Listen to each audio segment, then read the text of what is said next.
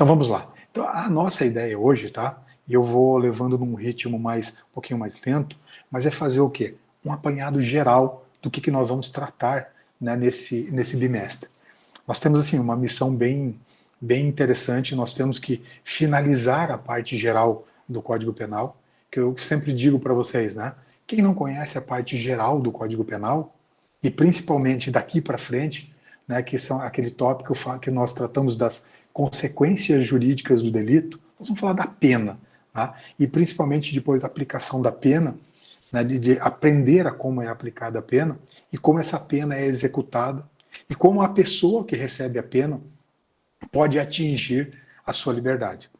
Então esse procedimento aqui da parte geral, se eu não tiver o domínio dele, como eu disse para vocês lá no semestre passado, a grande missão era a gente conseguir definir o que era conceito de crime.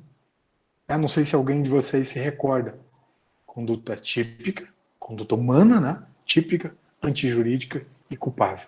Se vocês saíssem lá, né, lá do primeiro semestre, com isso internalizado, né, porque esse conceito ele vai se desmembrando numa série de subconceitos, estaria muito satisfeito com isso, né, e tenho certeza que a maioria de vocês, eu acredito que todos, tenham internalizado bem isso. Então, para começar, o que é uma conduta? Essa conduta tem que ser uma conduta humana, que é a que interessa para o direito penal. O que é tipicidade? A tipicidade é aquela conduta, aquela ação de matar alguém, existir lá no código escrito ou numa lei esparsa que matar alguém é crime. Então, primeiro tem que ter uma conduta humana, uma ação ou omissão minha, e que esta ação e omissão minha tem uma previsão no código. Tá? Por exemplo, subtrair coisa alheia móvel. O que é subtrair coisa alheia móvel? É furto. Tá? Então, se eu subtraio alguma coisa que não me pertence, eu tenho uma adequação típica lá no Código Penal, no artigo 155. Se eu tiro a vida de alguém, tem uma adequação típica no Código Penal, no artigo 121, que é o crime de homicídio. Só que não basta para ser crime que exista uma conduta humana e que eu viole a lei. Por quê? Porque o conceito de crime, aí a tipicidade, ela é dividida em duas etapas. A tipicidade objetiva e a tipicidade subjetiva. O que é tipicidade objetiva, né? É o verbo que eu violo. Então lá no crime de homicídio é simples, matar alguém. Né? Então se eu mato alguém, eu estou, na verdade, preenchendo o tipo objetivo. E aí o tipo subjetivo, quando eu abro ele do lado, naquele desenho, né, que nós fizemos no semestre passado, eu tenho crimes que podem ser cometidos de forma dolosa ou de forma culposa. Então o tipo, né, penal, a tipicidade, ela é desmembrada em tipicidade objetiva e a tipicidade subjetiva. Então muitos dos crimes que nós aprenderemos lá no próximo semestre, a partir do meio do ano, né, a partir de agosto de 2021, vocês vão perceber que existem crimes que só se cometem mediante o dolo, né, que é o agir, a vontade e consciência direcionada a alguma coisa. Eu tenho consciência que eu estou cometendo um crime e tenho vontade para que aquele crime seja materializado. E aí que daí nós vamos trabalhar conceito de dolo, dolo direto, dolo eventual, préter-dolo, isso tudo lá para frente. Tá? E aí eu tenho outros crimes também que admitem modalidade culposa, que nós vamos trabalhar também a culpa, né, daquela violação do dever de cuidado, que é a imprudência, a imperícia e a negligência. E aí mais um elemento constitutivo do crime, tá, que vocês aprenderam no semestre passado, é a antijuridicidade. O que é a antijuridicidade? Eu faço um juízo inverso. Vamos fazer um exemplo? Se eu mato alguém, né, eu violo, né, eu tenho caracterizado o tipo objetivo, que é matar alguém, então eu preenchi o verbo matar alguém. Eu posso ter agido de forma consciente e, inclusive, voluntária. Eu atirei em alguém porque eu tinha vontade direcionada a isso, não foi um erro. Só que eu posso estar albergado pelo quê? Por uma causa de justificação. E aí o que o direito penal faz? Na antijuridicidade, eu faço um juízo inverso. Será que, estou vendo a Tayana aqui, será que a Tayana agiu em estado de necessidade? Em legítima defesa? Em estrito cumprimento do dever legal? Então vocês começam a perceber que uma conduta humana que tira a vida de outrem pode ser que não seja crime. Por quê? Porque a conduta é não é antijurídica. Então a antijuridicidade é um juízo de exclusão, para mostrar se eu não agi de forma justificada. E aí que alguns doutrinadores, como o professor César Bittencourt, trata de causas de justificação. Ou seja, eu posso matar alguém e mesmo assim não ser crime. Então, um exemplo clássico, né, que a gente vai trabalhar depois, todos eles, seria qual? A legítima defesa. E por fim, eu tenho a culpabilidade, que é o último elemento constitutivo do crime, do conceito de crime. O que é culpabilidade? Né? O que é culpabilidade? Aí tem uma série de requisitos, como erro, erro de tipo, erro de proibição, que é analisada nessa fase. Para saber se eu tinha, primeiro, consciência do que eu estava fazendo, né? Se eu tenho capacidade para isso. Vamos dar um exemplo? Né? Um exemplo básico. Há uma conduta humana de tirar a vida de outra, não está sob justificativa, só que a pessoa, por exemplo, tem uma debilidade mental completa, que não permite a ela o quê? Culpabilidade. Então, a culpabilidade, no primeiro momento, é saber diante daquele fato concreto. Primeiro, se eu tenho capacidade de entendimento, né, basicamente a capacidade de entendimento, eu não tenho alguma deficiência. Se eu não tenho, ou seja, por exemplo, uma capacidade presumida, que é no caso do menor de idade, menor de 18 anos, ou aqui, se eu não tenho elementos que colocam uma nuvem na frente da minha conduta, que eu acho que estou agindo correto. Né? Eu acho, por exemplo, né, de forma convicta, que eu não estou violando a norma penal, que eu estou agindo de forma legal. Aí nós vamos trabalhar daí na sequência, todos eles, ou acho que não, nós já trabalhamos isso, erro de tipo e erro de proibição. Trabalhamos no bimestre passado. Então, o conceito de crime a priori que vocês têm que dominar e botar na cabeça para nós trabalharmos daqui para frente, as consequências jurídicas do delito, o que é? A pena. É conduta humana, típica, antijurídica e culpabilidade. Vocês dominaram isso no primeiro bimestre, eu estou muito satisfeito. Muito. Tá? Agora nós precisamos reconhecer quais são as consequências de alguém que comete, que age ou deixa de agir, tipicamente, que não tem justificação e que está passível de culpabilidade. E aí o direito penal dá o quê? As consequências que são as penas. E aí, para fechar isso aqui, para a gente entrar na nossa aula, nossa abertura, é um histórico da evolução da pena no direito mundial, né? E daí chegando para nosso ponto, nós temos que compreender que existe uma classe de pessoas, que vocês aprenderam, qual que é o fundamento da pena? O fundamento da pena é a culpabilidade. Essa capacidade de compreensão, né, do que eu estou fazendo. Ah, professor, mas daí se uma pessoa que tem deficiência mental, ele mata a outra. Tá? Pode ser que alguém que tem uma deficiência mental mate a outra em legítima defesa. Né? Alguém que está lá sentado num ponto de ônibus, que seja completamente deficiente, né? Tem um retardo mental completo, mas chega alguém lá com uma faca, né, para tentar matá-lo, e ele reage, por exemplo, com uma pedra e mata outra pessoa. Não quer dizer que ele não seja capaz de culpabilidade, né, que ele não age em legítima defesa. Só que se ele não age em legítima defesa, o fundamento daí não é a aplicação da pena. Né? Eu tratei isso muito no bimestre passado. O fundamento para aquele que não tem culpabilidade é o quê? A periculosidade.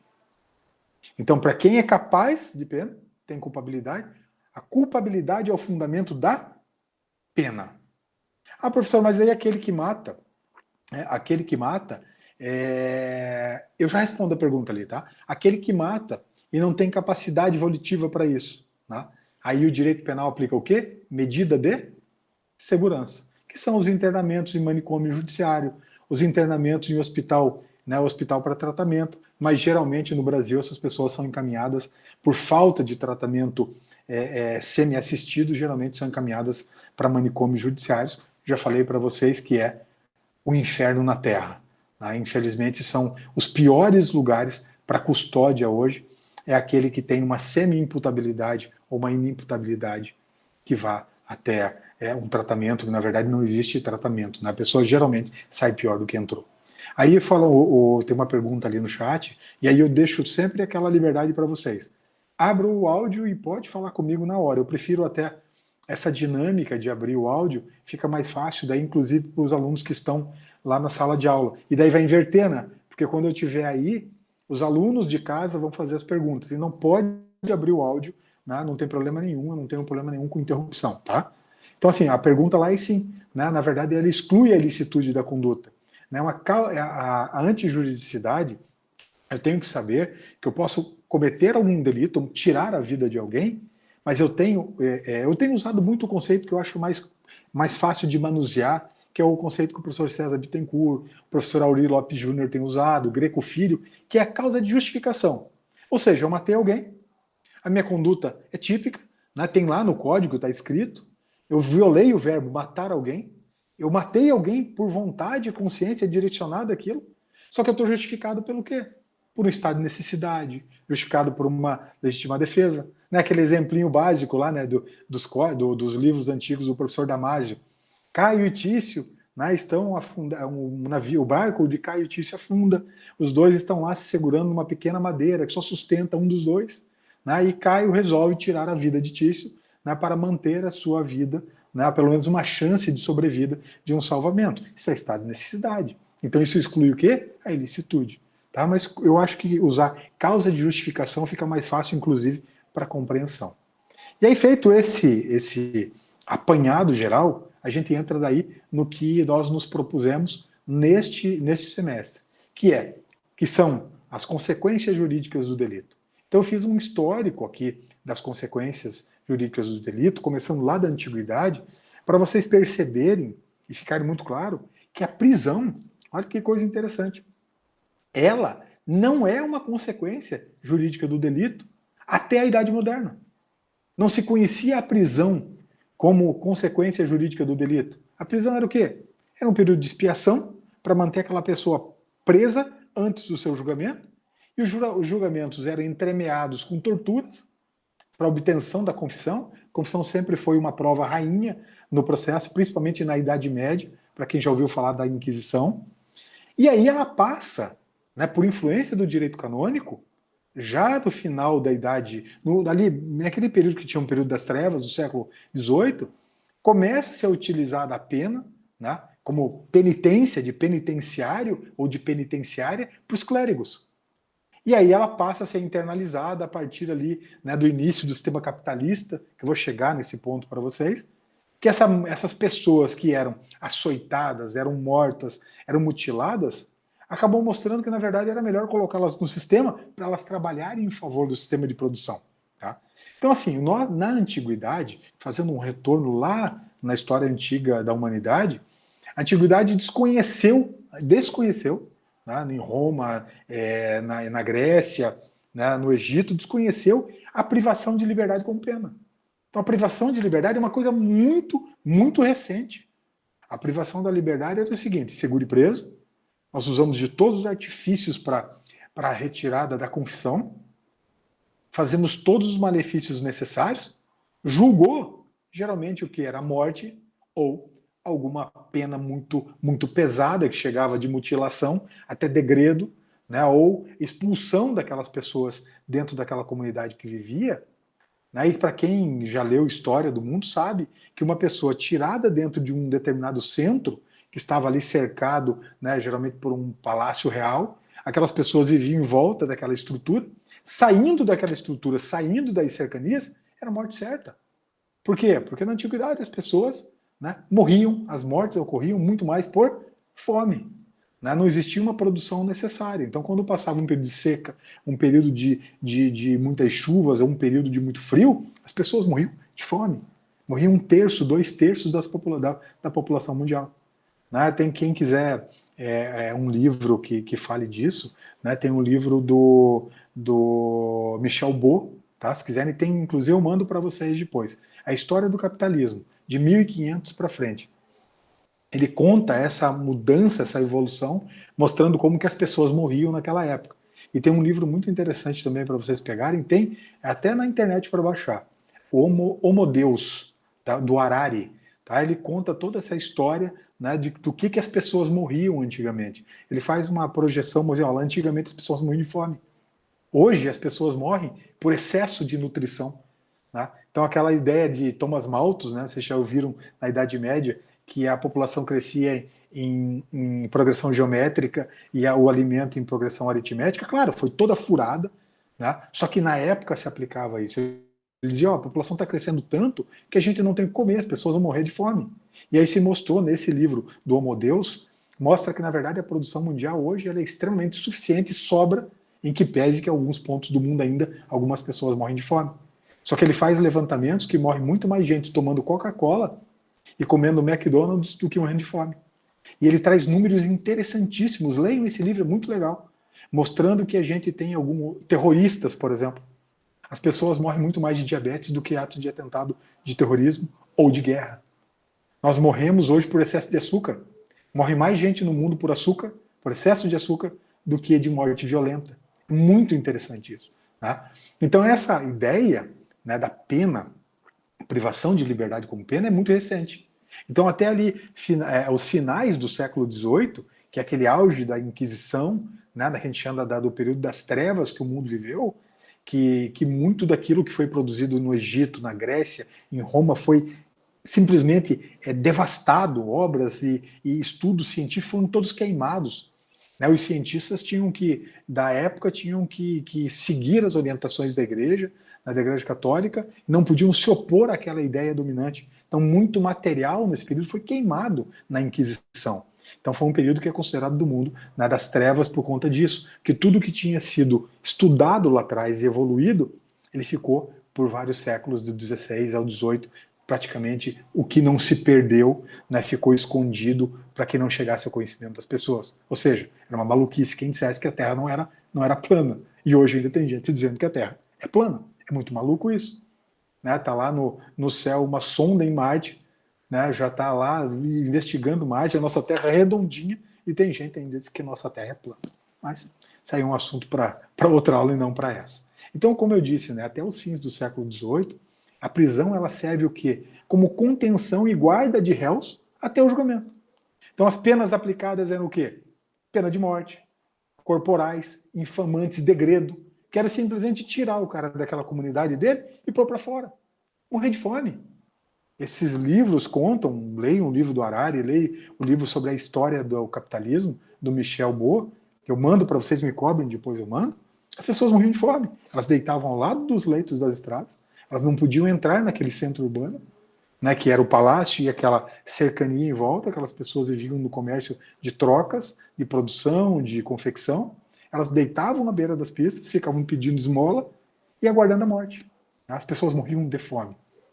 Aí então essas expulsões eram muito graves. A tortura, principalmente na Inquisição, para quem leu, era utilizada para descobrir a história da verdade real. É muito maluco isso, sabe? Na verdade, eles achavam sinais.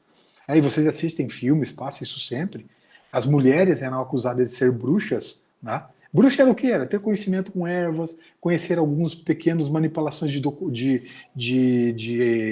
medicamentos, né? Conhecer alguma coisa de astrologia. Se procurava, eles falam do período de expiação, se procurava marcas nas pessoas. Quem que não lembra que tem uma pinta no corpo? Né? Uma pinta em algum lugar específico que não está visível.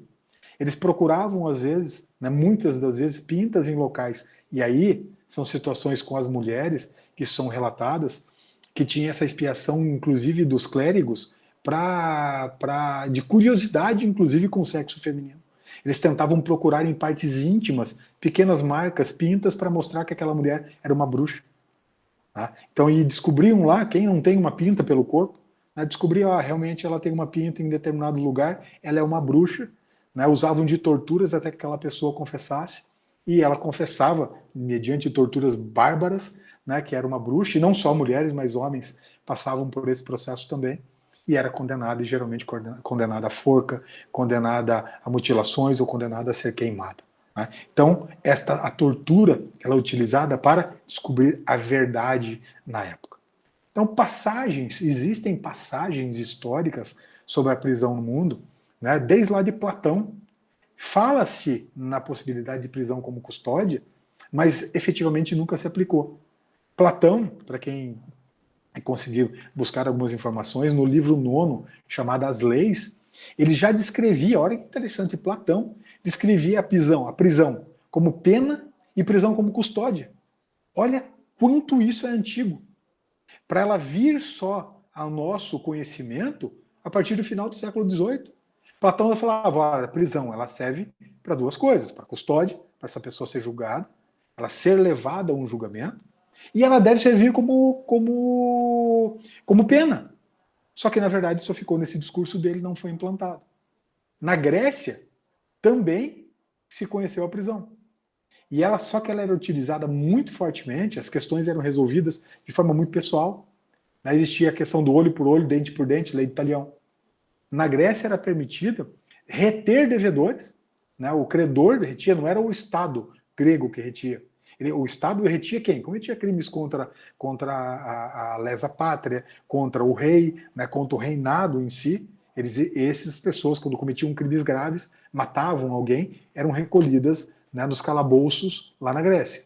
Só que existia uma possibilidade de prisão, de retenção pelos próprios credores. Então já conhece lá na Grécia a possibilidade de criar lá, geralmente escravos, eram colocados em celas que eram montadas nessas áreas, nessas casas, e que o credor retivesse aquela pessoa até ele pagar a sua dívida. Geralmente essa pessoa era transformada em escravo, trabalhava o resto da vida, a perspectiva de vida era muito pequena, acabava ficando preso todo esse tempo e era escravo desse senhor, geralmente um senhor feudal. Em Roma, já conhece também o encarceramento só como custódio, né? Então cometia crimes geralmente contra o Estado romano, contra o imperador, né? Contra a igreja. Essas pessoas eram encarceradas, mas como custódia, e geralmente tinha a execução de uma pena corporal depois. E é em Roma, exatamente, vocês já ouviram falar a palavra ergástulo público. Ah, o fulano de tal está recolhido no ergástulo público. Foi em Roma que surgiu a palavra ergastulum. Ergastulum era o aprisionamento. Era um local onde se isolava os escravos, né, que os senhores feudais tinham, né, quem explorava a terra, um local destinado ao cárcere dele. Então essa palavra ergastulum, ela vem de detenções, de celas, né, que eram utilizadas para que os escravos ficassem nas casas, né, retidos ali, e utilizassem trabalhos forçados. Então, quando vocês ouvirem a palavra ergástulo público, geralmente é utilizado para delegacia, para presídios, né? Tem alguma, não é tão comum usar mais, mas geralmente ali quando eu estudava ainda, meu pai usava muito essa expressão nas petições dele, né? Ele era de uma escola mais antiga, né, de estudo de direito penal, e ele usava esse termo, né, romano, né, o ergástulo, que é o ergástulo público.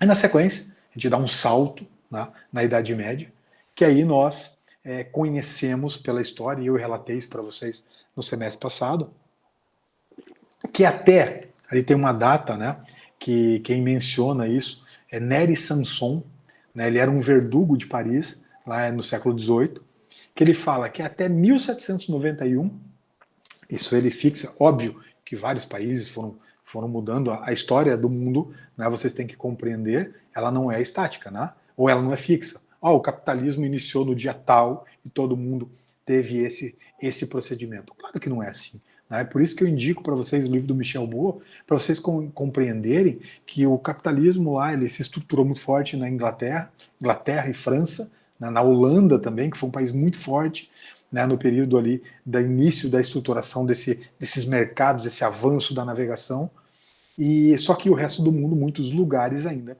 tinham um sistema, né, um sistema econômico baseado ainda em trocas, né, um sistema ainda de mercantilismo, outros ainda até um sistema feudal de exploração de terra. Então a gente não pode ter esse corte reto, né? O capitalismo começou tanto e no mundo inteiro se estruturou. Óbvio que não, né? Óbvio que não. A gente está falando hoje, né, um exemplo, que o mundo produz muito mais do que precisa de alimentos, só que tem pessoas que morrem de fome na África. Tá? Então quer dizer que o alimento produzido no mundo está concentrado em determinados lugares, mas existem pessoas que passam fome. Só que ele diz o seguinte, que até na opinião de Nery Samson, né, que era um verdugo de Paris, né, ele era daqueles que fazia justiça, entre aspas, ele diz que o código criminal, a lei criminal naquela época, imperava o código da crueldade legal. A lei estabelecia a crueldade. Era a tortura para obter confissão e era a execução de penas gravíssimas. Morte, mutilações, degredo, trabalhos forçados. Então, o que era a ideia do direito? Olha que interessante. E aí nós vamos terminar nossa aula de uma forma diferente, né, mostrando qual que é a tendência hoje. Num debate entre Alessandro Barata, que é um grande criminologista, e o professor César Bittencourt, que eu admiro muito ele por essa visão, né, um pouco diferente, essa visão não tão apaixonada da criminologia, um pouco mais real. Qual que era o objetivo lá na Idade Média? Provocar o medo. E provocar o medo coletivo. Então, quando eu matava alguém, eu esperava que a comunidade toda tivesse medo e eu conseguisse controlar a criminalidade. Não importava a pessoa do réu. Não interessa. Interessa o que ele fez. Tanto que no período da Idade Média, principalmente no direito germânico, não se apurava a culpabilidade. Era responsabilidade objetiva. Óbvio que depois evoluiu, né, esta análise, o direito germânico depois incluiu essa questão da análise da culpabilidade, do dolo, da culpa, mas por um grande período o direito germânico, que exerceu uma influência muito forte na Europa, previa punição, responsabilidade objetiva. Matava alguém, tinha que ser condenado, independente dos motivos deste cometimento desse crime. Não se analisava dolo. Então, não importava a pessoa do réu, importava o que ele fez. Importava o que ele fez, independente de como ele fez. Então, aqui a privação da liberdade continua na Idade Média como uma finalidade apenas custodial, ou seja, prende, julga e depois executa a pena cruel. Não existia pena, né? A prisão não era pena na Idade Média. Então, as penas, geralmente, que eu falei, amputações de braços, pernas, retirada de olhos, corte de línguas, mutilações, queima de carne, mortes assim das formas mais horríveis possível. E isso era interessante para causar o medo, era um espetáculo. Se criava arenas, as pessoas eram executadas em público. E para o delírio da população. E aquilo, ao mesmo tempo que gerava um espetáculo para as pessoas, gerava esse medo coletivo que era esperado. As pessoas eram dilaceradas, né? Existem relatos, tem um livro interessante, se eu não me engano, do professor Rodrigo Chemin, que ele fala, ele trata da Inquisição. Tem uma aula muito boa que eu tive dele quando eu fiz pós-graduação em Direito Criminal, ele contando as formas. Tinha formas de execução que a pessoa era amarrada em carruagens e o corpo era dividido ao meio.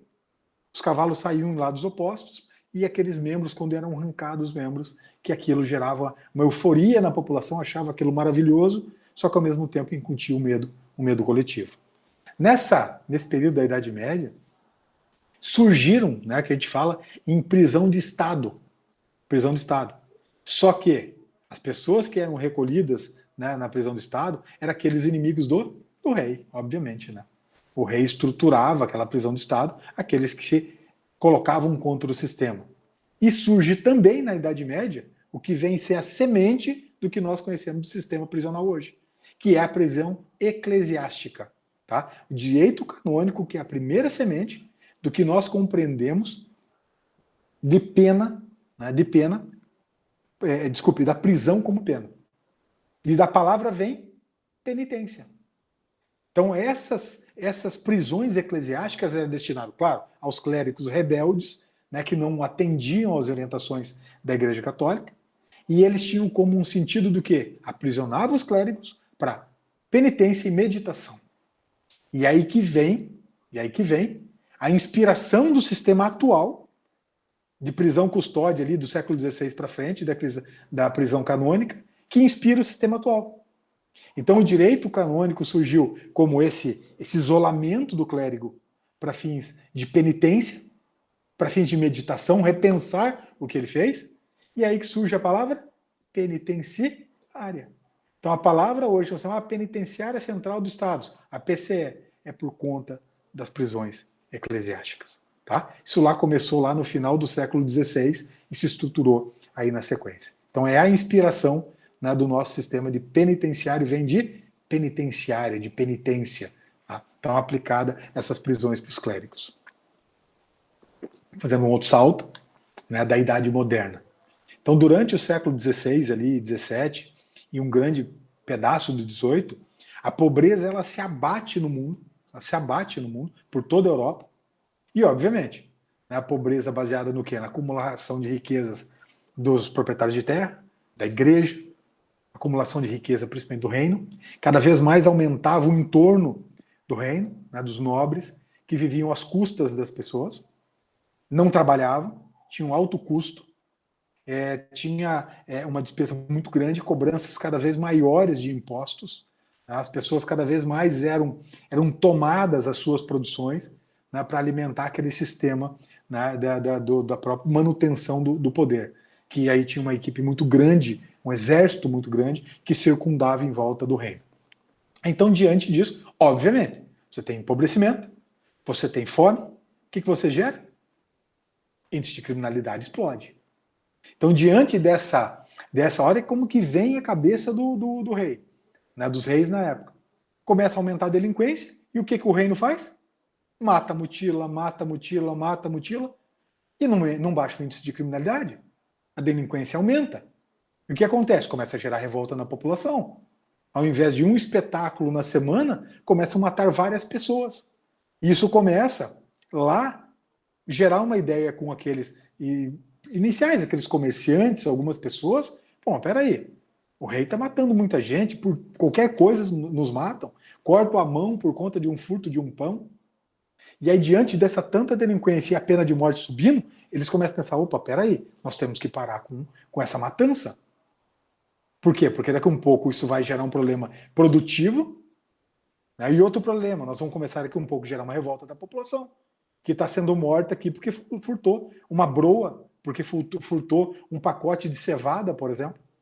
E aí se inicia, a partir do século XVII para o XVIII, um movimento de criação de pena privativa de liberdade e construção do quê? De sistema de correção de apenados. De correção do apenado. Então a prisão já começa a ter uma ideia de não ficar mais ali como até o século XVII, no século XVIII para frente. Opa, peraí, nós estamos saindo do sistema de exploração de terras, lá do senhor feudal, nós estamos passando por um período do mercantilismo, das trocas, e é o primeiro passo do quê? Do capitalismo. Pô, peraí, então esses caras não possam ficar matando todo mundo, eu estou perdendo força de trabalho. E aí se inicia o projeto do quê? De pena como privação de liberdade, por condenação. Correção, a tentativa de correção desses apenados. Ao invés de cortar o braço dele, vamos botar ele para trabalhar. E aí surge na Inglaterra, e depois na França, e aí nos países periféricos ali em volta, surge na Inglaterra as primeiras instituições de correção. House of Corrections, ou Bridewells. Eles consistiam no quê? Prende essa pessoa, e olha interessante, prendia antigamente para quê? Para expiação, tortura, descobrir a verdade e matar. Agora, qual que é a base dessa prisão? Trabalho e disciplina. O que trabalho e disciplina lembra vocês? Se eu estou passei do feudalismo, superei, estou indo para o mercantilismo, e o mercado começa a se movimentar, dinheiro começa a movimentar, não é mais baseado em troca. Eu tenho a semente do quê? A ideia do capitalismo. Usar essas pessoas que cometeram delitos para trabalhar. E trabalhar sem custo. Trabalhar para quem? Para manter a estrutura do reinado. Para manter a estrutura daquela massa que vivia ali em volta da exploração das pessoas. E aí se planta a ideia do quê? Dessas casas de correção. Que essas pessoas sejam disciplinadas lá dentro, de forma bem dura, e que trabalhem em favor do sistema. Então as penas de correção eram aplicadas para os crimes mais leves, as pessoas recebiam pequenas correções por conta dos crimes leves, furtos, os crimes pequenos, né, lesões corporais, e para os demais crimes, né, aqueles crimes mais graves, daí permaneciam ainda as penas corporais, ainda resistia, ainda prisão à morte, resistiam ainda as mutilações, os degredos. Então, assim, uma das penas, até um exemplo, que vocês vão ler depois no próprio livro que eu mandei para vocês, a parte ali da história do direito penal, eu já mandei lá no material para vocês. Uma das mais duras penas chamada era as galés. Já ouviram falar em galés? Né? Galés, na verdade, as pessoas eram acorrentadas, né, geralmente em navios, sob ameaça de chicotes, alimentação muito pequena, muito pouca, arremar o tempo inteiro. Arremar o tempo inteiro. Então essas pessoas, na verdade, é uma prisão perpétua, né? Até eles morrerem por desnutrição ou morrerem realmente por excesso de esforço físico.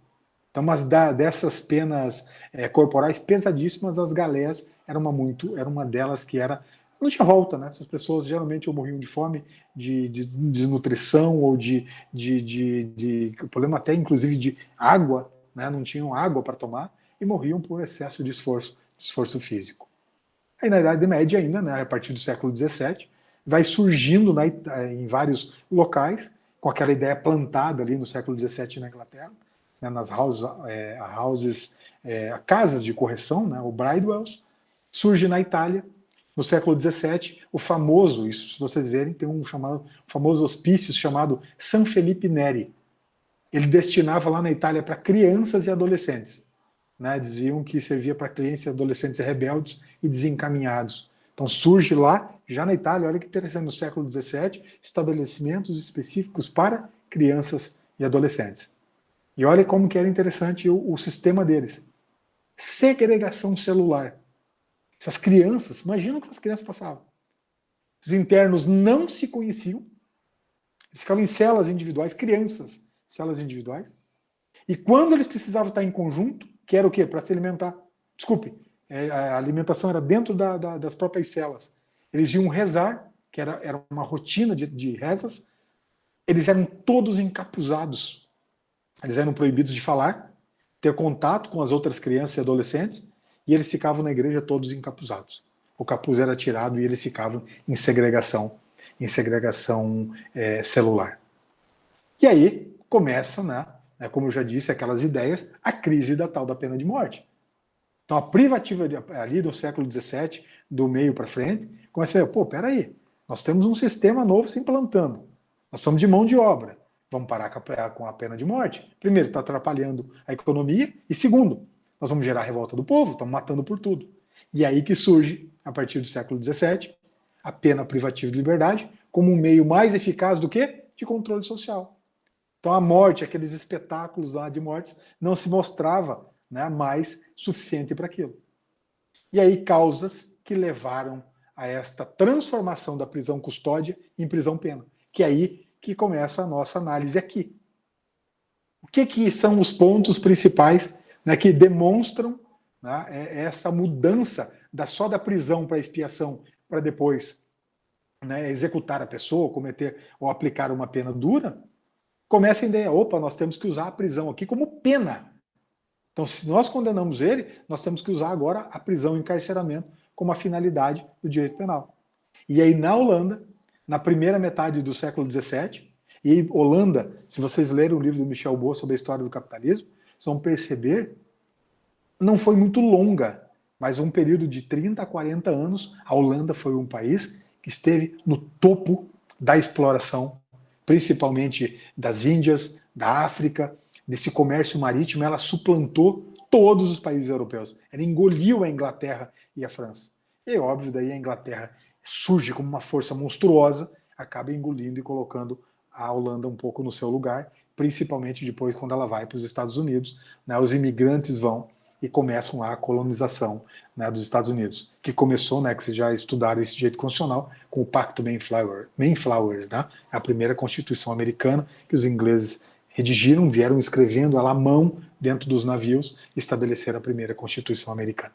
Tá? E aí a Inglaterra ela tem uma sobressalência. Mas a Holanda, no período da metade do século XVII, ela era uma grande potência mundial, principalmente no comércio marítimo. Ela dominou muito o mundo por um determinado período. E aí surge na Holanda, né, no século XVII, as casas de trabalho, que surgem na forma mais desenvolvida, baseado no quê? Nesse desenho de modelo capitalista. Né, que o desenho capitalista, a Holanda foi muito forte nessa estruturação. E aí essas casas de trabalho surgidas lá, nas Bridewells, né, nas casas de correção inglesas, são adaptadas para quê? Para o trabalho e receber dinheiro. Ganhar dinheiro com a exploração daquela mão de obra.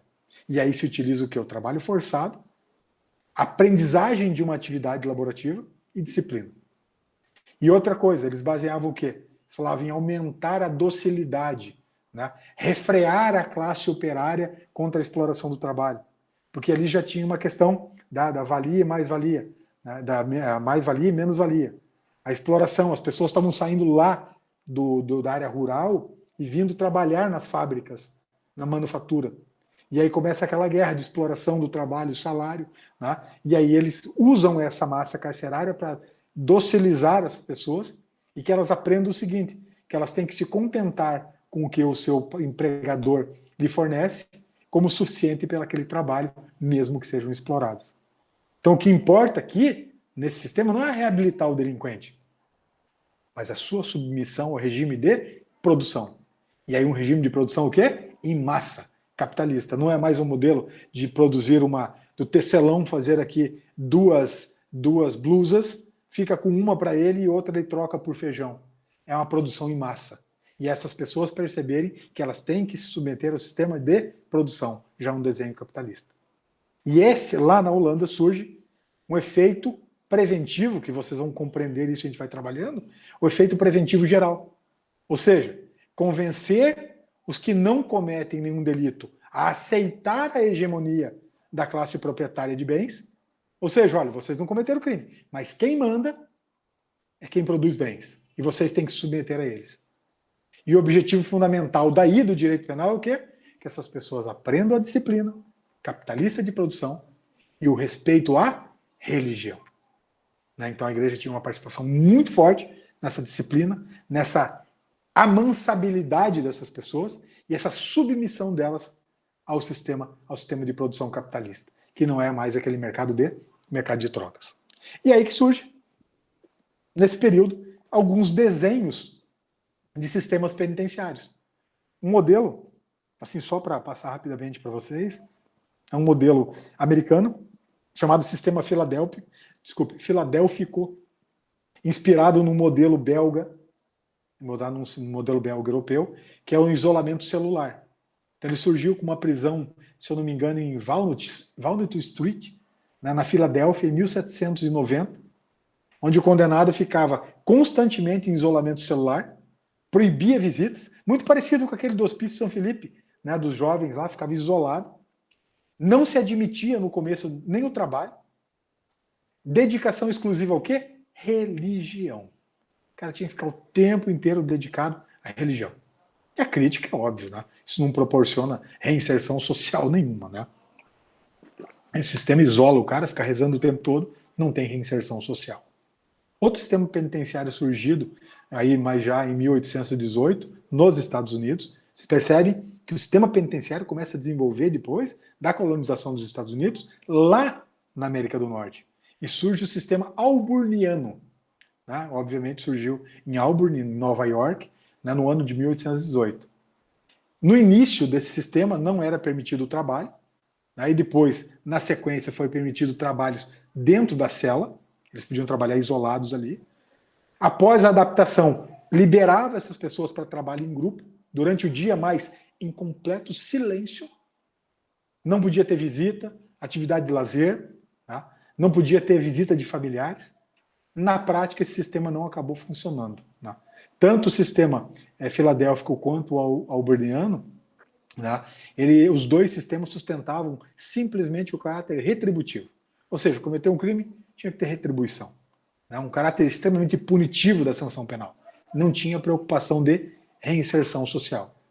E aí que surge, daí um outro modelo, que é a inspiração do que nós usamos no Brasil. Já ouviram falar que o nosso modelo é um sistema neo-retributivo. Desculpe, neo-retributivo, mas estruturado no sistema de progressão de pena. Onde o condenado tem uma perspectiva de que ele vai saindo do regime mais grave, indo para o regime menos rigoroso. E aí surge na Inglaterra e na Irlanda o que é conhecido o embrião de sistema progressivo. Então, o princípio, ele passa o quê? Por um isolamento celular, segregação total. Depois, num segundo momento, melhorando o comportamento, ou seja, ele é avaliado, passa a trabalhar em grupo e recolher-se somente à noite na cela. Tá? Aí ele passa por um estado de semi-liberdade, que ele trabalha durante o dia e se recolhe durante a noite, mas trabalhando fora do sistema penitenciário. E, por fim, a liberdade, que é o nosso regime aberto, que é uma liberdade vigiada.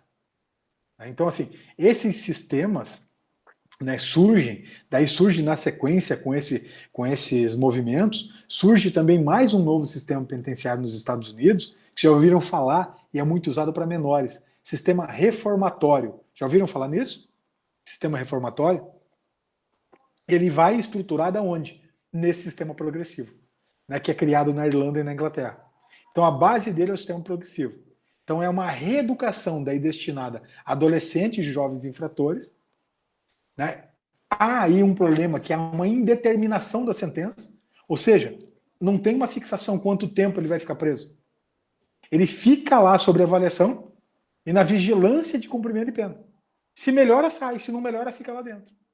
Então, por isso que acontece em muitos estados americanos, de jovens ali de 11, 12 anos serem presos, fica muitos anos. Por quê? Porque eles não conseguiram a reforma daqueles jovens. É totalmente diferente em alguns estados americanos do Brasil. Menor aqui no Brasil pode ser preso, né? No máximo até 21 anos, com justificação, né, dessas manutenções de prisão. Lá um jovem pode ser preso com 13, 14 anos, 10 anos, dependendo do estado, e pode ficar até 20, 30, 40 anos de idade, se não houver a reforma desse jovem. Só que daí nos Estados Unidos são vários estados que têm legislação diferente. Então a finalidade aqui do sistema que surge com esse modal progressivo, lá nos Estados Unidos, é a readaptação social. Tá? Então aqui nesse caso, os dois sistemas, tanto o progressivo lá da Inglaterra e Irlanda, quanto o sistema reformatório, não só o caráter retributivo da pena que é trabalhado, mas a reinserção social. A reinserção social. E aí que surge desses amaranhados todos, né, e essa evolução histórica, as teorias da pena, né? Então aí que começa exatamente a estruturação do que nós passamos nesse semestre a estudar, que são as consequências jurídicas do delito. Que o direito penal moderno, né, acolhe o quê? Pena, e coloquem na cabeça isso, pena, e anotem, e medidas de segurança. Então o direito penal moderno e o direito penal brasileiro, nós vamos trabalhar com o quê? Penas e medidas de segurança. Então compreenderam que a nossa primeira etapa desse nosso estudo aqui, que já quinta-feira a gente já entra diretamente nessa discussão, são estudar as penas e as medidas de segurança. E como que nós chegamos à aplicação da pena, da medida de segurança, como que ela é executada e como que essa pessoa consegue utilizar o sistema progressivo, como que ela entra e como ela sai. Só que o direito penal também, hoje moderno, além das consequências jurídico-penais, ele trabalha o quê? As consequências jurídicas extrapenais. Extrapenais. Quem me dá um exemplo de consequência jurídica extrapenal? A principal delas.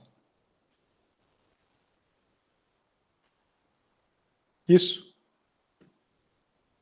O que é uma consequência? Trabalho comunitário, né? A Ana Rafaela falou. Reparação do dano. Entendeu? Reparação do dano. Tanto que muitos institutos jurídicos que têm sido implantados tem isso, por exemplo, indenização, na reparação do dano, para o que? Restabelecer o status quo ante da vítima.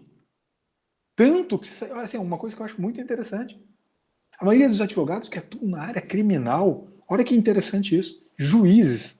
Eu, numa audiência uma vez, eu fiz uma assistência de acusação e eu pedi a fixação de dano material e dano moral para um cliente nosso que tinha sido morto num acidente de trânsito. O juiz deu uma sentença, ele me ironizou, ele dizendo que o direito penal não serve para reparação de danos. Ju, mas ele fez um tópico, ele me ironizou na decisão. Aí eu falei, não vou nem embargar de declaração, né? Para eu não ter que explicar isso para essa pessoa que não estuda, um juiz criminal que não estuda o processo penal. Tanto cabe a indenização por dano material, vamos supor, um acidente de trânsito que destruiu um carro, 40 mil o carro. O juiz deve fixar isso na sentença. E, inclusive, o dano moral. Aí é recorrida a decisão, o tribunal fixou lá o dano material e o dano moral, e que não ilide uma nova ação. Supor, o juiz deu 10 mil de dano moral. Não impede que eu entre com ação criminal, indenizatória, e ela seja abatida, obviamente, aquele dano material e o dano moral, mas fixado um valor maior lá na esfera civil. Então as pessoas não percebem que desde a reforma de 84 tem indenização no Código de Processo Penal. E 99% das sentenças criminais não fixa a reparação de dano. Que é o quê? Essa estrutura das consequências extrapenais. Para tentar pelo menos minimizar o quê? os prejuízos que a vítima teve. Obviamente que em alguns casos não tem reparação, né?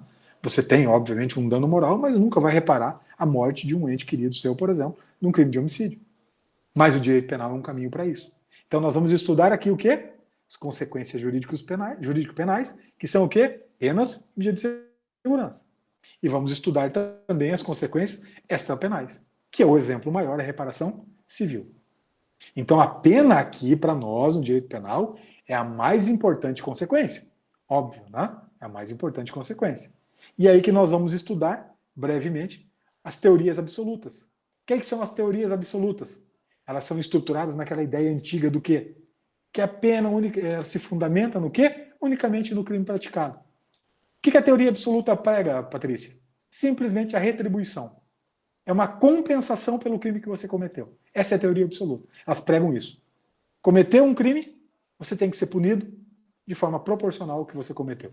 E não interessa mais. A palavra da teoria absoluta é assim: retribuição. Um mal pelo outro. Obviamente que a crítica é uma tentativa de justificar a pena, né, que não existe função preventiva aqui, afronta a dignidade humana. O delinquente não pode ser usado só como exemplo dos demais. Eu vou arrebentar com a vida de alguém que cometeu um crime para ensinar os demais o injusto para o injusto. Isso não é a estrutura, né, de um direito moderno de aplicação da pena. E aí que vem a evolução de algumas teorias relativas, depois vem, na verdade, uma teoria mista, para vocês compreenderem o que é a teoria relativa. Né? A absoluta é a retribuição. A relativa, a ideia delas, a teoria relativa pura, é o seguinte: fundamento na pena para evitar novos crimes. Ela não é só pegar o cara que cometeu um crime de homicídio, coloca na cela e deixa apodrecer. Ele tem que servir de exemplo para a teoria preventiva que outras pessoas não cometam crimes e ele também.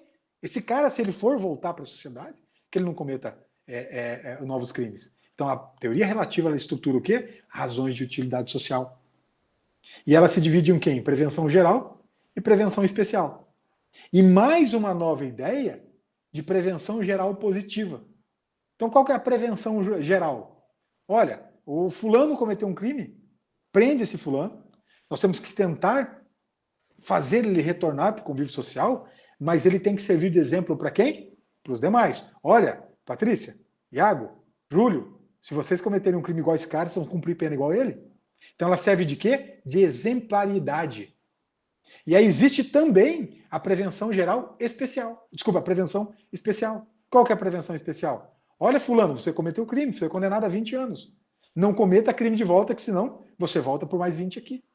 Então ela tanto serve para exemplo para as outras pessoas que estão olhando esta atuação, essa repressão do Estado, como para mim mesmo. Só que aqui essas ideias falta muito o quê? A ideia de reinserção social. As teorias puras relativas. E aí vem uma outra linha, que é a prevenção geral positiva. Já falei muito nesse cara para vocês aqui. É o Gunther Jacobs, é um alemão, que ele escreveu um livro bem polêmico chamado Direito Penal do Inimigo. Recomendo a leitura. Ele diz que determinadas classes de pessoas têm que ser tratadas como inimigos da sociedade e, portanto, não são passíveis de direitos. Isso é maluco? Muita gente diz que sustenta, inclusive, o que ocorreu na Alemanha no período do nazismo. Que determinado grupo de pessoas é isolada, essas pessoas não são passíveis de direitos e elas podem sofrer todas as atrocidades do direito, porque elas são determinadas pessoas. Sabe o que se chama? Direito penal do autor. Não interessa se você matou justificado ou injustificado. Se você é uma pessoa que é colocada como inimigo coletivo, um terrorista, naquele período, aquelas pessoas indicadas pelo nazismo como inimigas da comunidade alemã eram consideradas inimigos comuns e, portanto, não passíveis de direito. Não concordo com a linha de que dizem que o livro do Gunther Jacobs sustenta o nazismo, não concordo, né? Mas existem alguns autores que levam essa ideia dessa estruturação, né, dessa construção de um inimigo comum.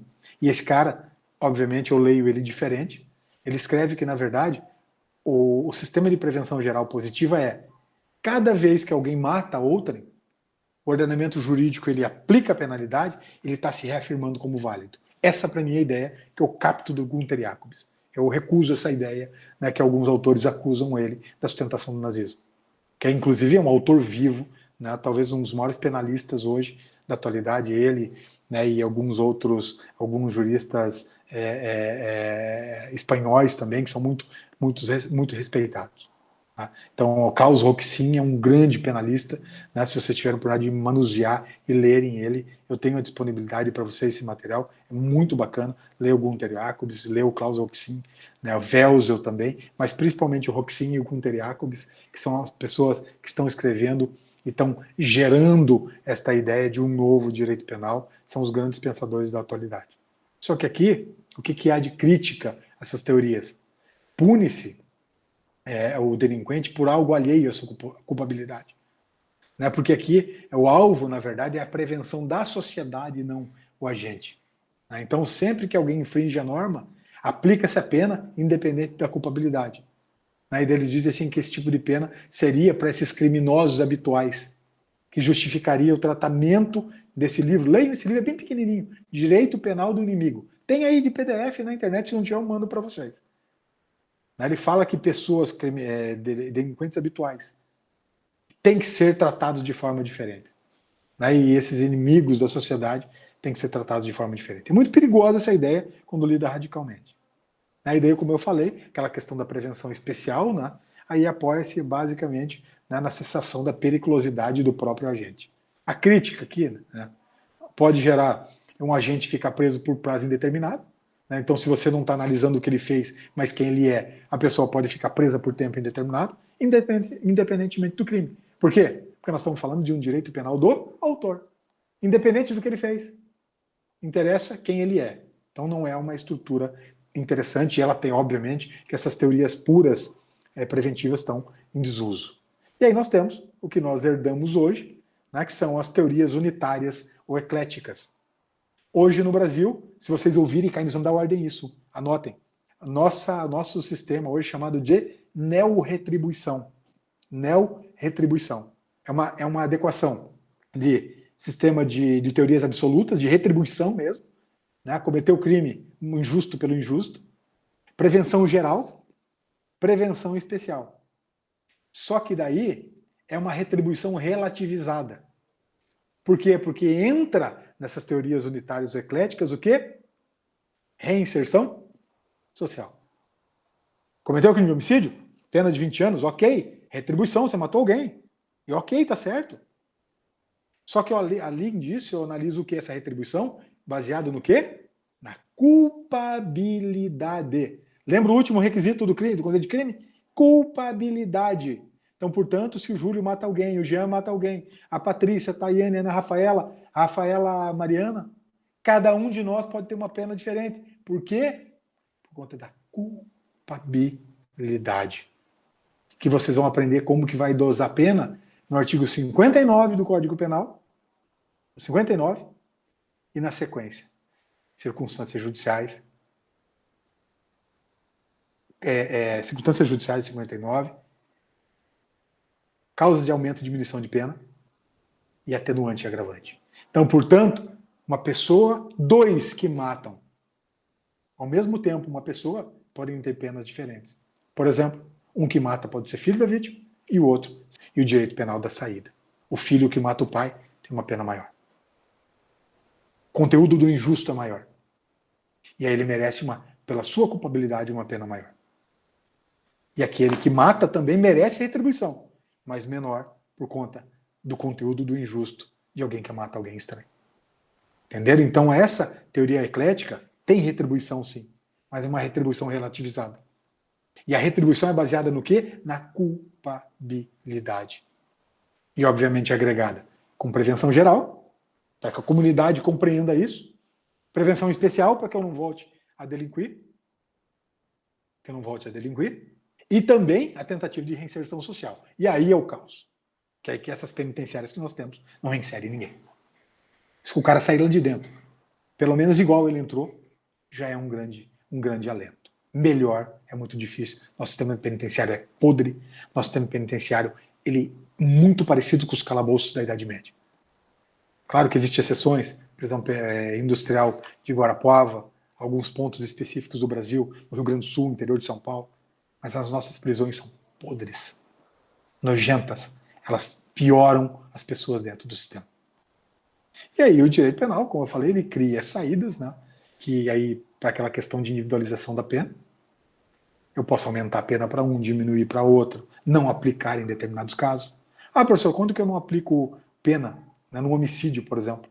Né? Num homicídio, por exemplo. Quando, por exemplo, você lembra aquele exemplo que eu dou sempre em sala de aula, que é muito triste, da Cristiane Torlone, né, que saiu de carro, dando a ré do carro, e passou em cima do próprio filho. Ela cometeu homicídio culposo? Cometeu. Foi imprudente? Acredito que sim. Ou negligente, não vê que seu filho estava atrás. Só que o direito penal trata isso como perdão judicial. Porque a perda que ela teve é tão gigantesca em detrimento de uma pena de homicídio culposo que o direito penal deixa de atuar. E aí vem o perdão judicial. Tá? É diferente, por exemplo, de outra pessoa que não tem vínculo pessoal nenhum com aquela criança, de forma imprudente atropela e mata aquela criança. Que ela não teve uma perda sentimental tão grande para ela quanto a mãe teve quando perdeu o filho. E aí a gente pula para o Brasil. O que o Brasil adotou? O Brasil adotou o sistema progressivo. Reforma de 1984. Então, quando eu falo isso, eu posso dizer para vocês que eu tenho, além das medidas de segurança, né, falando de pena, as pessoas podem cumprir pena no Brasil em regime fechado, semiaberto ou aberto, baseado na progressividade. É inconstitucional, e foi declarado inconstitucional, a Lei 8.072 de 90, a Lei de Crimes Hediondos, que proibia a progressão de regimes. Tá? Foi declarado inconstitucional. Todos os crimes prevêem progressão de regime. Só que a reforma agora do pacote anticrime, e é uma crítica muito pesada que eu faço, me alinho ao professor César Roberto Bittencourt, aumentar a percentual de cumprimento de pena e dificultar a progressão de regime é criação de monstros. Tá? Criação de monstros. Por quê? Porque quando alguém tem uma pena muito alta e os percentuais são muito elevados, ele não tem perspectiva de sair. E quem não tem perspectiva de sair, continua delinquindo dentro do sistema. Acho absurdo. Tranquilo, Rafaela. Pode sair sem problema. Eu vou deixar gravada a aula disponível daí, tá? Hoje, o cumprimento da pena. Crimes comuns, tá? 1/6 no mínimo. Então, se alguém cometeu um crime, tem uma pena de 6 anos, não é hediondo e não é reincidente, divide 6 por 1, né? Ele sai 1 ano depois, ele vai galgando um regime menos rigoroso. Qual que é basicamente, vocês já aprenderam no mês passado, pena de 0 a 4 anos, regime aberto. De 4 anos e 1 dia até 8, regime semiaberto. E de 8 anos e 1 dia para frente, regime fechado. Então, se ele é primário no registro antecedente e o crime não é hediondo, 1/6. Só que esse pacote anticrime, encaminhado pelo ex-ministro Sérgio Moro, tenho todos os elogios para ele, não concordo desse ponto. Como muitos pontos do pacote anticrime. Aumentar hoje o artigo 112 da Lei de Execução Penal, tá? Da LEP, 112 da LEP, estabelece percentuais de cumprimento de pena de 16% até 70%. É muito pesado. Muito pesado. Alguém que recebe uma pena por um crime grave e tem uma certa idade, ele não tem perspectiva nenhuma de progressão de regime. E o que acontece? Esse cara vira o sistema penitenciário. Então a crítica que se faz é a implantação de programas de reinserção social. Óbvio aqui que a gente sabe que tem gente que é incorrigível. Tem criminoso habitual. Você pega esses bandidos, psicopatas, esses caras de comandos, esses caras são incorrigíveis. Incorrigíveis. Tá? Isso é admissível, que não tem ninguém, né, no mundo da Alice e o País das Maravilhas. Só que muitas dessas pessoas que caem lá dentro, por exemplo, um criminoso, um homicídio habitual. Desculpe, não habitual. O cara tá lá num bar, tá com algum problema, acaba tendo uma discussão e tira a vida de alguém. Recebe uma pena altíssima. Esse cara não incomoda no sistema. Ele cometeu um crime ocasional, por um momento de desequilíbrio. Quando ele chega no sistema, um crime hediondo, é condenado por homicídio qualificado, e ele tem uma determinada idade e não tem perspectiva de sair ali de dentro, essa pessoa muda completamente. Ou ele cai na criminalidade, ou se ele for forte, ele não vai para a criminalidade, mas acaba se esvaindo lá dentro e morrendo lá por falta de perspectiva de sair. Acho muito equivocado esse aumento de percentual da Lei 13.964. Para mim, é grotesco isso. Tá? Criação de dificuldades para a pessoa ganhar liberdade não é motivo suficiente para dizer que está endurecendo o sistema. Acho que é ao contrário. Muitas penas têm que ser melhoradas, baixadas, que foi possível com o acordo de não persecução penal, mas muitas penas de alguns delitos ficaram graves e vai dar caos carcerário. Então aqui, nesse sistema brasileiro, além do cumprimento, você viu que tem um requisito objetivo, né? Cumprimento de um percentual, entre 16% e 70% da pena. Necessidade de mérito do preso, que é analisado por ausência, né, de faltas graves. Aferição de bom comportamento lá, geralmente pela direção do presídio. Exige exame criminológico só em casos radicais, de presos muito perigosos. Né? O exame criminológico tem sido dispensado em casos mais simples. Obviamente, manifestação do Ministério Público, defesa e decisão motivada do juiz, né, para dar a progressão ou não de regime, livramento condicional, suspensão condicional da pena. E aí nós vamos aprender tudo isso agora na sequência dos nossos estudos. Então aqui, para a gente conseguir fechar rapidamente aqui a nossa ideia, eu fiz um comparativo entre as ideias do professor Alessandro Barata e o professor César Roberto Bittencourt, que ele fala o início e o fim de um mito, né, que é a ideia da pena de prisão. Então vai a partir do século XIX, acredita-se daí piamente que a prisão podia ser o meio mais adequado para conseguir a reforma do delinquente. Obviamente, a gente sabe que isso não é o caminho. Assistam um filme de 1971 chamado Laranja Mecânica. Tem no YouTube. Assistam, vocês vão perceber o que é o ideário do século XIX, em pleno capitalismo. Que eles achavam que quem cometesse um delito, podia ser reformado. E reformado, inclusive, né, a Rafaela falou ali, os bebedores de leite, isso mesmo. Que eles eram possíveis de ser, inclusive, com intervenções cirúrgicas, consertados. Vocês vão ver muito isso no filme Laranja Mecânica. É muito bacana, assistam esse livro. Então, hoje, ainda, a prisão é concebida como um mal necessário. Óbvio. Eu não posso dizer para vocês que o Fernando Beiramar tem que estar na rua. Que uma tornozeleira eletrônica vai segurar o Marcola do PCC. Então, isso é ilusão, para quem falar diferente.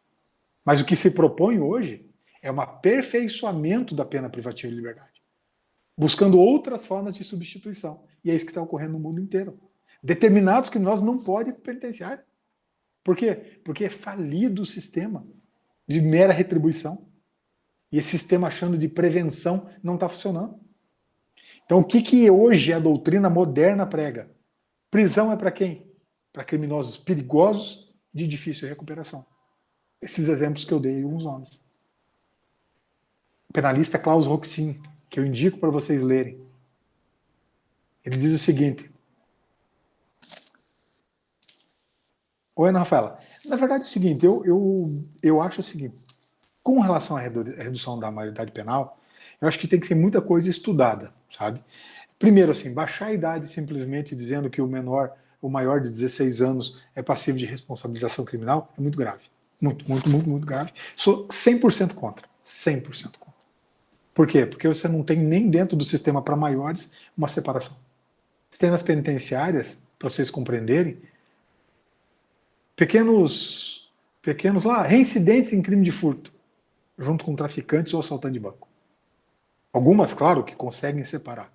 Você tem áreas que você divide presos, que está o PCC num caminho e o Comando Vermelho no outro. E você tem no meio ali pessoas que podem até ser reincidentes, mas nunca se propuseram a crimes dessa natureza.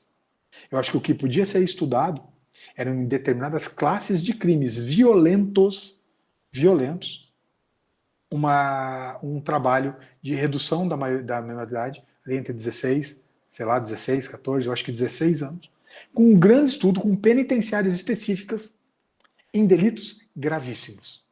Homicídios, latrocínios. Agora, simplesmente ela fala baixar a idade e começar a jogar menino de 16 anos que comete furto, furta uma bicicleta, furta a segunda, e colocar dentro com um assaltante de banco, é muito perigoso.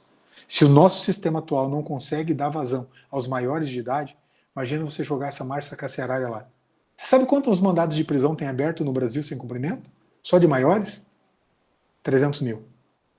300 mil. Imagine jogar esses 300 mil para dentro e jogar mais jovens de 16 a 18 todos para dentro. A gente não consegue manter a estrutura atual. Então, acho muito perigoso. A redução básica da menoridade, sou totalmente contra. Totalmente contra. Acho que agora, algumas linhas de crimes, estupros, crimes violentos, né? Roubos, homicídio, latrocínio, isso talvez teria que ter um trabalho. Mas aí em sistemas próprios. Não dá para pôr um rapaz de 16 anos, né, 16 anos, e junto lá com um assaltante de banco batizado, como eles chamam, no primeiro comando da capital. Aí você está transformando esse rapaz num soldado e no futuro líder do PCC. E aí dentro da pior escola do crime, que é a penitenciária. Então essa é a minha visão. Posso estar errado, né? Aceito ideias diferentes, mas eu acho que é muito perigoso mexer no sistema do jeito que está atual. É muito ruim. Então, o professor e penalista Klaus Oxin, ele diz o seguinte, que não há exagero, isso é frase dele, tá? Não há exagero em dizer que a pena de liberdade de curta duração faça as prisões por crimes leves. Em vez de prevenir, ela promove crime.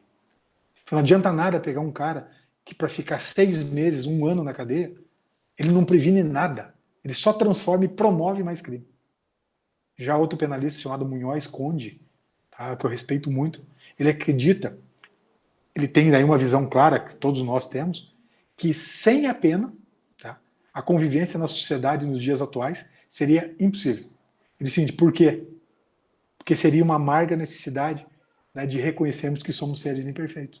Então não existe uma sociedade mais evoluída que seja, que não tenha crime. Tem na Suíça, tem no Brasil, em Angola, tem na Argentina. A pena vai continuar existindo. Não existe um sistema para abolir isso. Mas, de acordo com o professor Klaus Oxin, não pode se exagerar essas prisões curtas.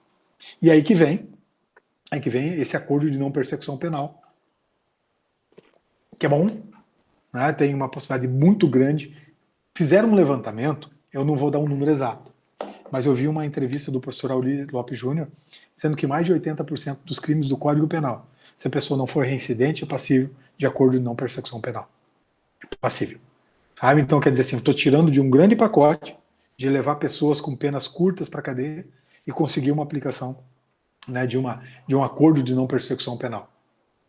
E aí eu venho analisando que a doutrina tradicional ainda, se você ler os livros mais antigos, aí, o livro do professor Damasio, alguns livros ainda que estão sendo atualizados, né, que ele já morreu, ainda prega, né, a história daquela historinha da fins preventivos da pena, prevenção geral, especial, que ela é concebida como um mal a ser imposto a um autor de um crime, tá? Isso para mim é concepção retributiva de pena, tá? É concepção retributiva. Tem que ter um outro viés. Eu já sou de uma leitura diferente, uma leitura, se vocês lerem aqueles manuaisões antigos, assim, o que é? Teoria absoluta, teoria relativa, retribuição, prevenção, incutir medo, dar exemplo, eu acho que é muito mais que isso. Nós temos que evitar levar a gente para a cadeia. Quanto mais leva a gente lá, fica pior a situação. Quanto mais você mistura criminoso que está entrando, né, nesse sistema, né, e se adequando ao crime estruturado, é perigoso. Eu dei um exemplo para vocês no ano passado. Eu tinha um cliente no nosso escritório que ele era traficante, pequeno traficante. Foi preso uma, foi preso 2 vezes. Ele voltou, uma vez eu encontrei ele, eu não lembro onde foi. Esse cara com um carraço. Daí ele pegou, daí o apelido dele era Faustão. Só que ele estava magrinho. Eu não reconheci. Olha, doutor, você não me reconheceu? Não, eu estou bem magro agora, mudei de vida e tal, meus negócios estão dando certo. Mas o que aconteceu? Mas quem é você? Ele falou o nome dele. Falei, pô, graças a Deus você saiu do tráfico, está trabalhando? Não, doutor, aprendi uma profissão nova lá na cadeia. Sou caixeiro de banco. Agora eu não cometo crime hediondo, não preciso andar armado. Nós estamos furtando o caixa eletrônico. Ele não estava nessas aí, que ainda usa uma arma. Eu vou lá, pego um caixa eletrônico, boto em cima do carro e levo embora. Doutor, tô aí, ó. Cometo furto qualificado, não cometo mais crime hediondo, estou ganhando dinheiro, estou isso, estou aquilo. Então você veja, um cara desse que entrou como um traficante de bairro, saiu um criminoso. E pode ter certeza agora que não se mais leva caixa eletrônico só derrubando o caixa eletrônico.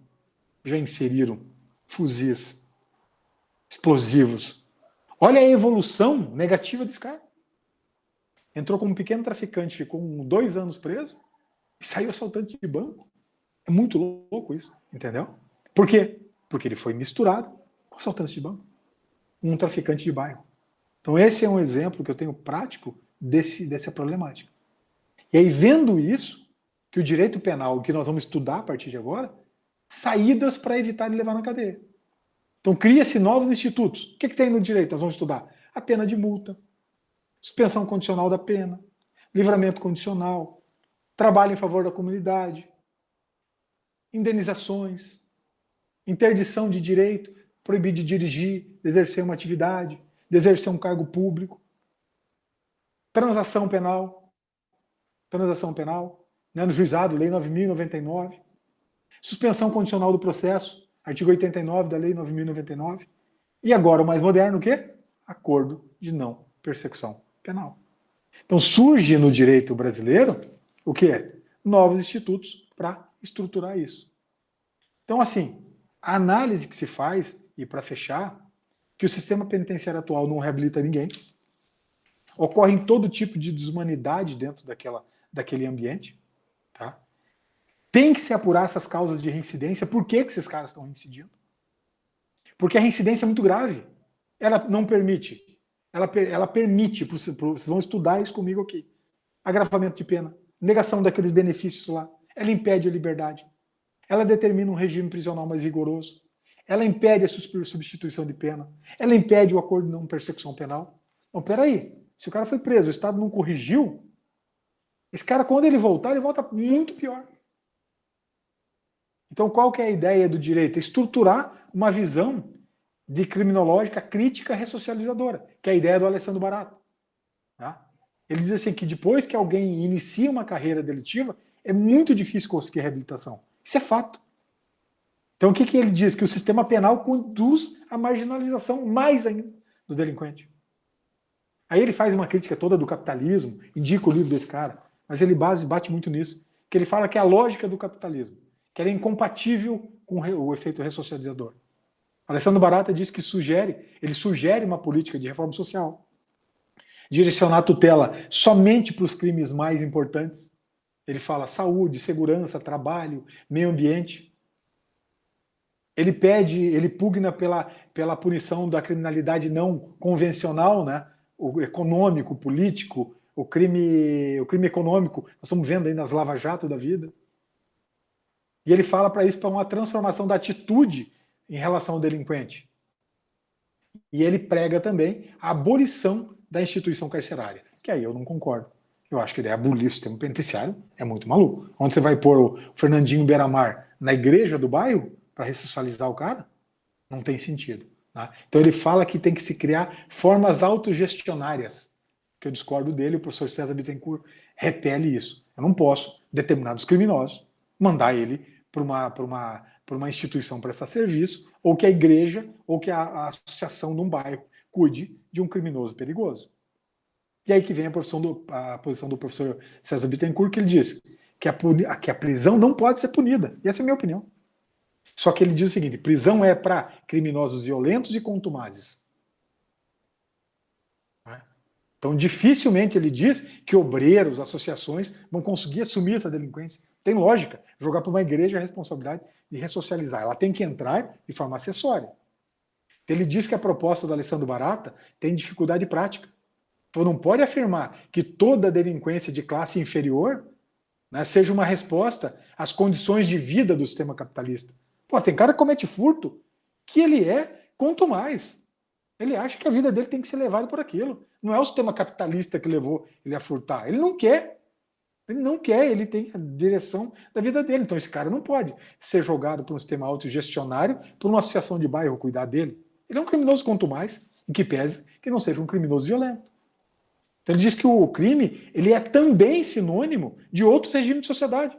Ou seja, não existe crime na China, não existe crime na Rússia, Na Coreia, claro que existe. É tratado de forma diferente. Mas então não é típico do capitalismo, é típico de todos os sistemas. Então o sistema penal diz que ele promove a defesa de valores. E aí o que tem que analisar? O senso comum. Então ver o que é melhor para a comunidade. Então não é possível pensar, como o professor César diz, que vai desaparecer a criminalidade. Isso aí não existe.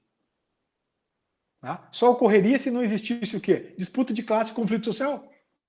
E quando que vai acabar o conflito de classe e conflitos sociais? Se a história do mundo é estruturada nisso. Então a conflitividade social, ela gera exatamente, imediatamente, a pessoa marginalizada. Então essa ideia só que o crime é fenômeno do capitalismo, para mim, é besteira, isso é dissidência ideológica. Ele é um fenômeno mesmo comunitário.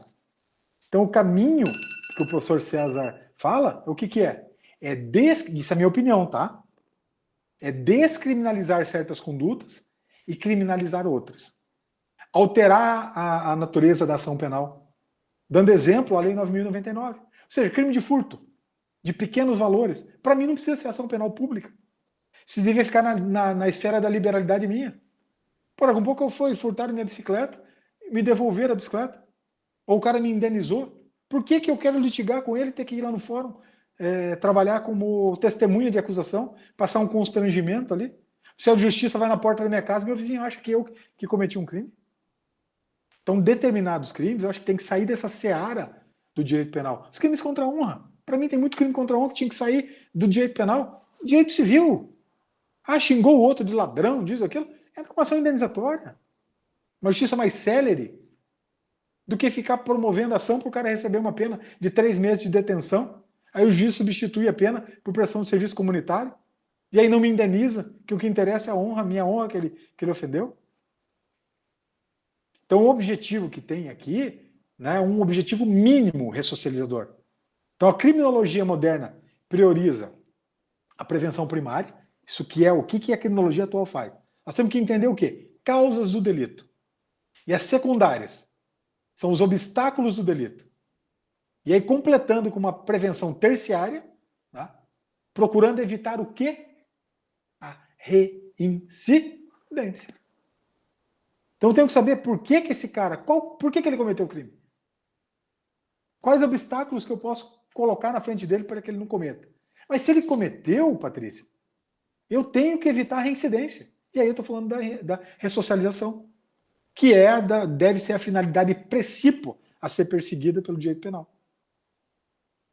Dentro do quê? Da medida do possível. Então aí que o professor César Bittencourt escreve assim, tratamento ressocializador mínimo. Por quê? Porque tem cara que não tem como ressocializar. Pedrinho Matador, 80 homicídios. Saiu agora, tá solto. Bandido da luz vermelha. Mas eu tenho que ter um tratamento mínimo ressocializador, mesmo para aquele incorrigível. Agora, o tratamento ressocializador para aquele que eu posso devolver ele para a sociedade. Para quê? Para que ele não reincida, para que ele não volte para casa. E aí ele fala, o Estado e a sociedade têm papel específico. O Estado lá com a penitenciária, sim. Mas a família, a escola, a igreja, a comunidade, deve dividir a responsabilidade de ressocialização. Não sozinha, dividir. Então esse esforço ressocializador, ele deve ser encarado como uma faculdade ao delinquente. Quer ressocializar? Estou aqui. Estado, igreja, comunidade, prefeitura, Estado. Ah, não quer? Tem que ser espontâneo. Não quer? Vai para o sistema. Seja reincidente, vai para o sistema penitenciário. E aí eu fecho a nossa aula uma frase do professor César Bittencourt. Ele diz o seguinte, que acabar com a delinquência completamente e para sempre é uma pretensão utópica, posto que a marginalização e a dissidência são inerentes ao homem e o acompanharão até o fim da aventura humana na Terra. Professor César Roberto Bittencourt, Tratado de Direito Penal, volume 1. Então, a nossa missão a partir de hoje é estudar o artigo 32 do Código Penal ao artigo 120. Talvez seja a parte mais importante para vocês compreenderem o direito penal e aí alinhavarem com a parte especial do direito penal. Era isso. Acho que fiquei dentro do tempo, suportei bem a aula Acho que está bem bacana, acho que não vamos ter problema, não. Bom, meus queridos, agradeço a atenção de vocês. Acho que eu falei um pouquinho demais hoje, mas eu acho que foi necessário essa abertura, esse histórico, para vocês compreenderem como que a gente vai caminhar daqui para frente, tá bom? Então, a palavra é de vocês. Obrigado, professor, pela sua atenção aí. Bom? Estou à disposição. Tudo tranquilo? Então, estamos de volta na quinta, né? Eu vou encerrar a gravação aqui, só um